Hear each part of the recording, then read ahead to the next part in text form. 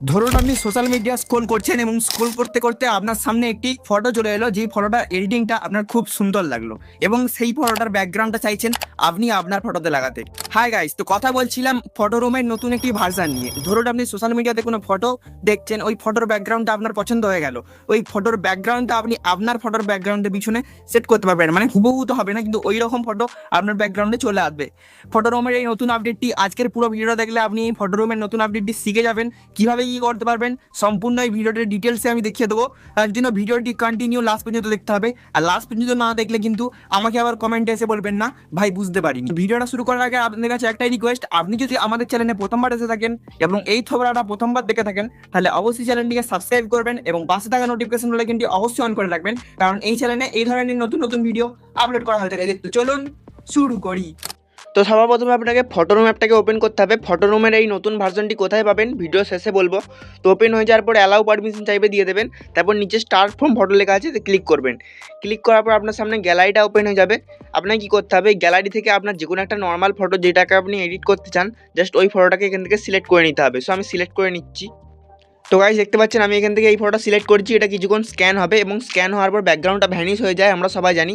তারপর যেই কাজটা আপনাকে করতে হবে, দেখতে পাচ্ছেন এখানে এআই ব্যাকগ্রাউন্ড বলে লেখা আছে, এই অপশানটা দিয়ে আপনাকে ক্লিক করতে হবে। এই অপশানে না ক্লিক করলে আপনি ওই অপশানটা পাবেন না, ইমেজ বলে অপশানটা, এতে ক্লিক করবেন। ক্লিক করার পর দেখতে পাবেন এখানে আপনার ব্যাকগ্রাউন্ড কিছু চলে আসবে ফটোর পিছনে। তারপর উপরে দেখতে পাচ্ছেন ক্রিয়েট এ ব্যাকগ্রাউন্ড, ওখানে ক্লিক করতে হবে।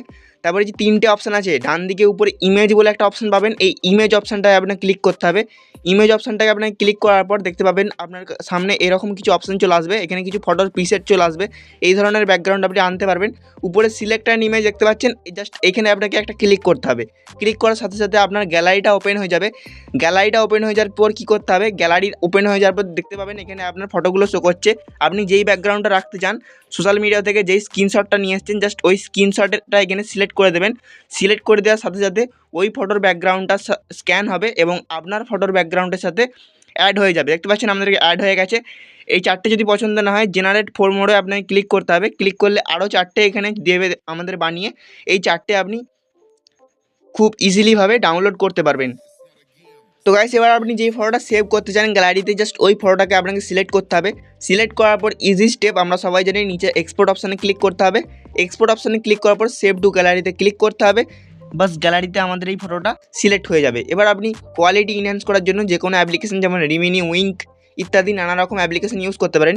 তো এবার আপনি অ্যাপটা কোথায় পাবেন সেটা বলে দিই। আপনাকে জাস্ট আমার টেলিগ্রাম চ্যানেলটি সার্চ করতে হবে, টেলিগ্রাম চ্যানেল সার্চ করতে হবে, আইকিউ ইউনিক টেক লিখে জাস্ট সার্চ করবেন। অথবা আমি আমার ডেসক্রিপশান বক্সে আমার চ্যানেলের লিঙ্ক দিয়ে দেবো, ওখান থেকে আপনি সরাসরি লিঙ্কে ক্লিক করে আমার চ্যানেলে জয়েন হতে পারবেন। জয়েন হয়ে যাওয়ার পর জাস্ট আপনি অ্যাপ্লিকেশানটা নতুন ভার্সনটা খুবই সহজে ডাউনলোড করতে পারবেন। তো এই ছিল যে ভিডিও, দেখা হচ্ছে নেক্সট কোনো ভিডিওতে। ততক্ষণের জন্য টেক কেয়ার, বাই।